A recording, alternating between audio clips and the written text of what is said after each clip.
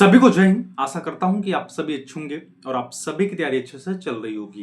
देखिए, जो भी कैंडिडेट निकट भविष्य में आरपीएफ एसआई एवं आरपीएफ कांस्टेबल के पदों पे कंप्लीट करेंगे, उनका लगातार प्रश्न ये बन रहा था कि न्यू वैकेंसी का नोटिफिकेशन कब आएगा, पदों की संख्या क्या रहने वाली है, सिलेक्शन प्रोसेस क्या होने वाला है और इस वैकेंसी की हम तैयारी किस प्रकार करें।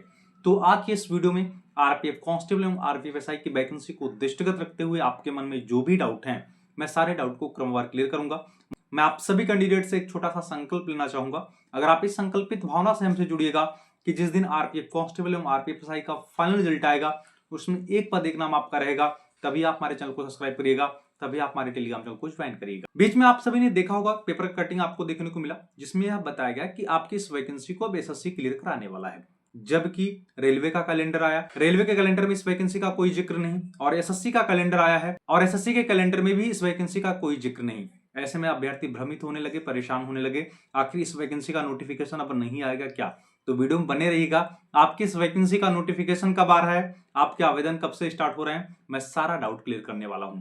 देखिए, जब भी किसी वैकेंसी को क्लियर कराया जाता है, आप सभी को पता होना चाहिए वह प्रॉपर किसी नियमावली के तहत क्लियर कराया जाता है। अर्थात नोटिफिकेशन आने से पहले उसकी नियमावली बनी रहती है, या अगर नोटिफिकेशन में कोई परिवर्तन होना होता है तो नियमावली में भी परिवर्तन होता है। आप सभी ने देखा होगा, अब आपके आरपीएफ एसआई एवं कांस्टेबल की वैकेंसी आपके सीएपीएफ के पैटर्न पर क्लियर कराई जाएगी। अर्थात आप सभी देखे होंगे, अब आपके जो न्यूनतम हाइट 165 सेंटीमीटर था, उससे बढ़ा के अब 170 सेंटीमीटर कर दिया गया है। इसके बारे में आपको पूर्व में जानकारी प्राप्त हो चुकी होगी। देखिए, अब ऐसे में प्रश्न यह बनता है कि अगर हाइट में परिवर्तन हुआ है तो क्या जो आपके सीएपीएफ में एज का क्राइटेरिया का आधार बनाया जाता है, उसी पैटर्न पे इस वैकेंसी में भी एज क्राइटेरिया का आधार बनाया जाएगा क्या। तो मैं आपकी जानकारी के लिए बता दूं, जो भी सामान्य श्रेणी के कैंडिडेट हैं, जो पहले आरपीएफ कांस्टेबल के वैकेंसी में कंप्लीट करते थे, उस समय उन्हें एज 18 से लेकर 25 वर्ष तक देखने को मिलती थी। अब ऐसा नहीं होने वाला है। अब इस वैकेंसी में आपकी एज 18 से 23 वर्ष होने वाली है। और वहीं आरपीएफ एसआई में बात करें तो भैया सामान्य श्रेणी की न्यूनतम एज 20 वर्ष, मैक्सिमम एज 25 वर्ष होने वाली है। यह आप दिमाग में बना लीजिए। बाकी अगर हम आरपीएफ कांस्टेबल में बात करें तो ओबीसी श्रेणी के अभ्यर्थियों को आयु में 3 वर्ष की छूट दी जाएगी, और एससी एसटी श्रेणी के अभ्यर्थियों को आयु में 5 वर्ष की छूट दी जाएगी। आरपीएफ कांस्टेबल में आवेदन करने की आपकी न्यूनतम योग्यता 10वीं पास होनी चाहिए। अगर आप 10वीं पास हैं तो आप इस वैकेंसी में आवेदन कर पाएंगे। वहीं अगर हम आरपीएफ एसआई में बात करें तो आरपीएफ एसआई की न्यूनतम एज हमने आपको बता दिया, सामान्य श्रेणी के लिए 20 से 25 वर्ष। वही सेम पैटर्न ओबीसी श्रेणी के अभ्यर्थियों को आयु में 3 वर्ष की छूट दी जाएगी, और एससी एसटी श्रेणी के अभ्यर्थियों को आयु में 5 वर्ष की छूट दी जाएगी। यह आप अपने दिमाग में बना लीजिए। मुझे ऐसा लगता है कि आपकी एज का डाउट खत्म हो चुका होगा और आपकी न्यूनतम योग्यता का भी डाउट खत्म हो चुका होगा। आरपीएफ एसआई में आवेदन करने के लिए आपकी न्यूनतम योग्यता ग्रेजुएशन होनी चाहिए, अर्थात अगर आपने स्नातक कंप्लीट किया है तो आप इस वैकेंसी में आवेदन कर पाएंगे। इस वैकेंसी में भारत के किसी भी राज्य के अभ्यर्थी आवेदन कर सकते हैं।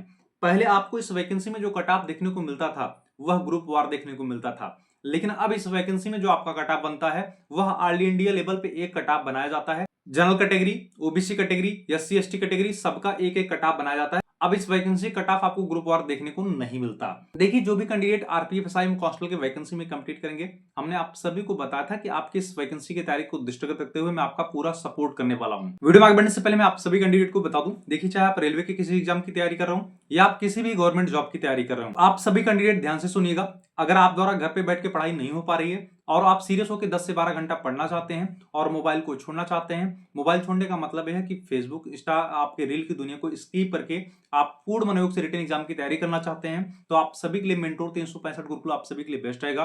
क्योंकि यह जो गुरुकुल चलाया जा रहा है वह सौरभ यादव सर के पर्यवेक्षण में चलाया जा रहा है, और सौरभ यादव सर की विशेषता यह है कि इन्होंने 17 गवर्नमेंट जॉब को क्लियर किया है और सीपीओ एसआई में इनका ऑल इंडिया रैंक 79 रहा है। तो जाहिर सी बात है, अगर आप इनके पर्यवेक्षण में तैयारी करेंगे तो नो डाउट आपका सिलेक्शन होने वाला है, और अधिक संख्या में अभ्यर्थी इस गुरुकुल से तैयारी करके गवर्नमेंट जॉब में अपना सिलेक्शन ले रहे हैं। इस गुरुकुल की विशेषता की बात करूं तो यहाँ पे रहने, खाने, library, physical trainer, typing, mentorship, कुशल गाइडेंस सभी एक साथ आपको देखने को मिलने वाला है। और आप सभी के फिजिकल की तैयारी के लिए नया फिजिकल एकेडमी भी ओपन किया गया है, अर्थात आप फिजिकल की भी तैयारी कर सकते हैं, रिटन एग्जाम की भी तैयारी कर सकते हैं। इस गुरुकुल के पते की बात करें तो यह गुरुकुल रेवाड़ी जनपद हरियाणा में है। बाकी इस गुरुकुल के बारे में अगर आपको डिटेल में कोई जानकारी चाहिए तो स्क्रीन पे नंबर दिख रहा है, आप उस नंबर पे कॉल करके डिटेल में जानकारी प्राप्त कर सकते हैं। हमने आप सभी को बताया कि इस वैकेंसी का इतना टफ मेडिकल नहीं होता जितना सोशल मीडिया प्लेटफॉर्म पे माहौल बनाया जा रहा है। आज के समय में कैंडिडेट को थोड़ी बहुत समस्याएं रहती हैं, तो इसका मतलब यह नहीं कि वह मेडिकल इनफिट हो जाएगा, उसका इलाज भी है। हमने आप सभी को बताया है कि आपके आरपीएफ एसआई एवं कांस्टेबल के मेडिकल को दृष्टिगत रखते हुए मैं एक डेडिकेटेड वीडियो बनाऊंगा, जो मैं आपको टिप्स और ट्रिक्स बताऊंगा। अगर आप उसका इम्प्लीमेंट मेडिकल के दौरान कर लेंगे तो नो डाउट आप मेडिकल फिट होके आएंगे, इसलिए मेडिकल की चिंता छोड़ दीजिए। प्रायः देखा जाता है कि इस वैकेंसी में जिनको carry angle, knock knee, flat foot या आई में कोई प्रॉब्लम रहती है उन्हें फिल्टर किया जाता है। अगर आपको ऐसी कोई समस्या है तो वीडियो के डिस्क्रिप्शन में अपने इंस्टा आईडी का लिंक दे रहा हूं, आप वहां पे हमें फॉलो करके मैसेज कर दीजिएगा, मैं आपके सारे डाउट को क्लियर कर दूंगा। अब ऐसे में प्रश्न यह बनेगा कि हम अपने रिटन एग्जाम की तैयारी कहां से करेंगे, क्योंकि सिलेक्शन लेना है तो जाहिर सी बात है कि आपके रिटन एग्जाम में प्राप्त नंबर के आधार पे आपका फाइनल कट ऑफ तैयार किया जाता है।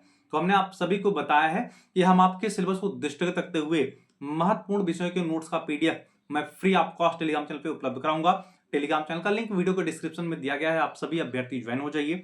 अगर आपको ज्वाइन करने में कोई प्रॉब्लम या समस्या आ रही है, टेलीग्राम पे जाके सर्च करिएगा latest update by Sudhakar Dubey, आप वहां से भी टेलीग्राम चैनल को ज्वाइन कर सकते हैं, क्योंकि उस टेलीग्राम चैनल में आरपीएफ एसआई एवं कांस्टेबल के समथिंग 15 से 20 हजार कैंडिडेट हैं। मैं चाहता हूं कि सारे कैंडिडेट एक प्लेटफॉर्म पे जुड़े रहें, क्योंकि जरूरी नहीं है कोई सूचना मैं आपको जरिए वीडियो दूं। अगर मुझे समय नहीं मिल पाएगा तो मैं जरिए टेलीग्राम मैसेज आप सभी कैंडिडेट को सूचना दे दिया करूंगा। इसके अलावा टेलीग्राम चैनल पे मैं डेली करंट अफेयर का अपडेट उपलब्ध कराता हूं और गवर्नमेंट जॉब संबंधित जो भी सूचनाएं आती हैं मैं समय समय पे वो भी उपलब्ध कराता हूं। इसलिए आप सभी कैंडिडेट उस टेलीग्राम चैनल को जरूर ज्वाइन कर लें। ऐसे में आपका प्रश्न यह बन रहा था कि आरपीएफ एसआई के कितने पद आने वाले हैं और आरपीएफ कांस्टेबल के कितने पद आने वाले हैं।